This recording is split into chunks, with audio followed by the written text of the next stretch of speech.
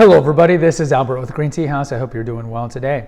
Today we're going to talk about the healthiest Tisane or Herbal that we sell here at Green Tea House, in my humble opinion.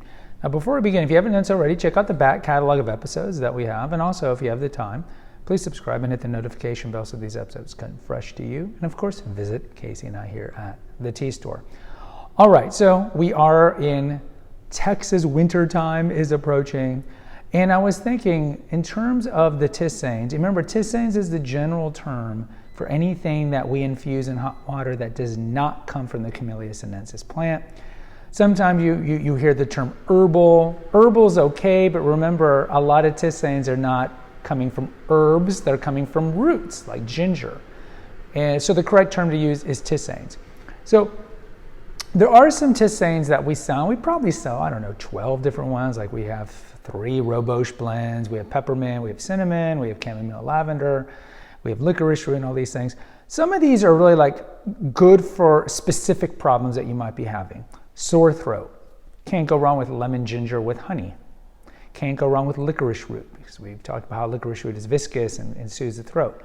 If you're having digestive problems, peppermint would be great. If you're having insomnia or anxiety, chamomile lavender is great. So all these Shanti or Ayurvedic teas really good if you have chest and sinus congestion. So all of these are kind of like stopgaps if you're having some sort of medical malady.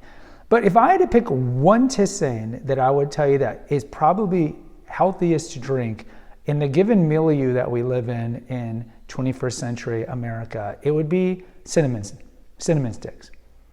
Why is that? Well, this isn't 1820 or 1930, where sadly 70% of Americans were overweight and 40% being obese. And so given that we are the most overweight we've ever been in human history, there's going to be diseases, maladies that we get that are close to that have comorbidity, as they say. So when we're overweight, we tend to develop the metabolic syndromes, which is going to be diabetes, type 2 diabetes, hypertension, hyperlipidemia, high cholesterol, these things. And sadly, given the standard American diet that we eat, all those middle aisles in the grocery store that are just high in calories and low in nutrition, all these fake foods, we have an obesity problem. With that comes a diabetes problem. So cinnamon is known to be exceedingly effective in regulating blood glucose levels. So it's very good for pre-diabetics, which sadly is most Americans today, and for diabetics as well. The other ancillary benefit of cinnamon is that it's just a natural sweetener. So if you develop a taste for cinnamon isn't going to spike your glucose levels. Plus, it helps reduce your blood glucose levels in a naturopathic functional medicine kind of way. So it's a win-win in that regard. Now, cinnamon, for many people who've drunk cinnamon their whole life, when they drink our cinnamon, they might say it's very light. And there's a couple of reasons for this, and we do cover this in the episode that we have on our cinnamon. Every tea and tisane that we sell here, we have a specific video. And so if you want to go to that specific video without having to search on this website, go to greenteahouse.com and click on the tea, and linked to it is the video. But we've talked about how most people, including myself, most of our life when we've drunk cinnamon tea, it's really going to be a cinnamon spice. Now you might be like, Albert, what's the difference? Well, cinnamon spice teas, if you look on the ingredients of the boxes, typically just don't have cinnamon. Now they might be a natural tisane, and they might throw in maybe some Roboche, maybe some orange peels, and maybe some fennel, something that kind of gives that cinnamon spice a nice little kick to it.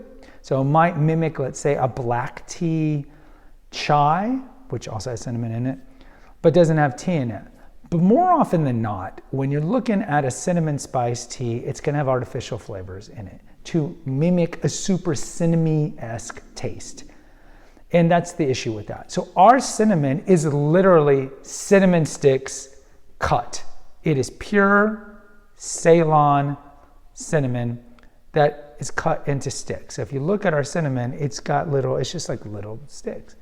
And so when you drink it, it's kind of like what I've talked about before with like peanut butter. If you ever go to like the big supermarkets like H-E-B, most of you guys who are listening to this are from Central Texas, and you go to the aisle that has the nuts and whatnot, they'll have the fresh peanut butter, and you press that button and that peanut butter comes out.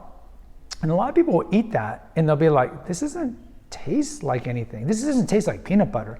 And why is that? Well, conventional peanut butter, they put in sugar. So when you're eating regular peanut butter or regular almond butter, it's very light because there's no sugar added. And so that's the thing with pure cinnamon. When you're drinking cinnamon tea, you have to go in with the expectation that it's gonna be light. But the good news is if you go in drinking our cinnamon tea, you know it's organic and you know that it's gonna be very healthy for you.